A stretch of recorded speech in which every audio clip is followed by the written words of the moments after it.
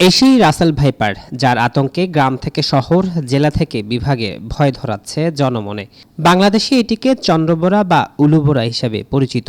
বাংলাদেশে যেসব সাপ পাওয়া যায়, এই সাপটি সবচেয়ে বিষাক্ত বলে জানিয়েছে গবেষকরা। পরিস্থিতি এমন এক পর্যায়ে পৌঁছেছে, রাসেল ভাইপার সাপ মেরে ফেলার প্রচারণা চালানো হচ্ছে ফেসবুক সহ সামাজিক যোগাযোগ মাধ্যমে।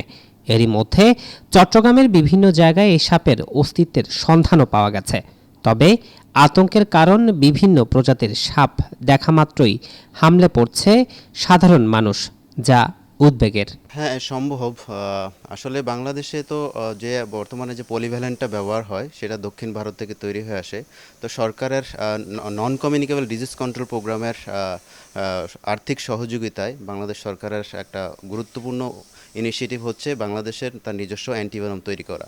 তো তারই অংশ হিসেবে আমরা গত বছর থেকে আমরা রাসেলস ভাইপারের অ্যান্টিভেনম তৈরির জন্য কাজ শুরু করেছি এবং চট্টগ্রাম বিশ্ববিদ্যালয়ের প্রাণিবিদ্যা বিভাগে আমাদের একটা অ্যানিম্যাল ইমিউনাইজেশন ল্যাব তৈরি করা হয়েছে এবং সেখানে আমরা মুরগি এবং ছাগলের শরীরে রাসেলস ভাইপারের ভ্যানম দিয়ে যে তার ওই পশুটার শরীরে অ্যান্টিবডি তৈরি করার চেষ্টা করতেছি এবং এটা আসলে খুব সময় সাপেক্ষ ব্যাপার এবং বেশ সময়ের ব্যাপার যে কখন অ্যান্টিবডি তৈরি হবে সেটা আসলে সময়ের ব্যাপার।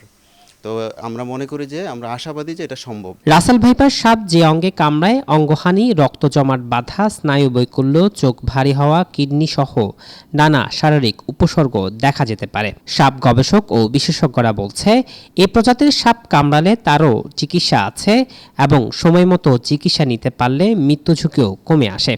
এরই মধ্যে এই সাপ নিয়ে গবেষণা শুরু করেছে Chattogram medical college venom research সেন্টারের গবেষকরা। অধিকাংশ রোগই ভালো হয়ে যাচ্ছে।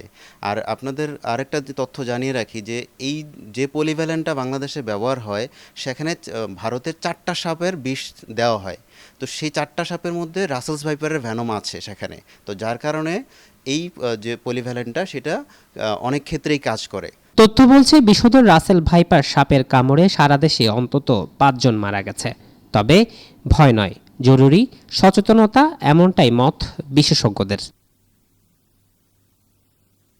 জুলকার নাইন, দৈনিক আজাদী।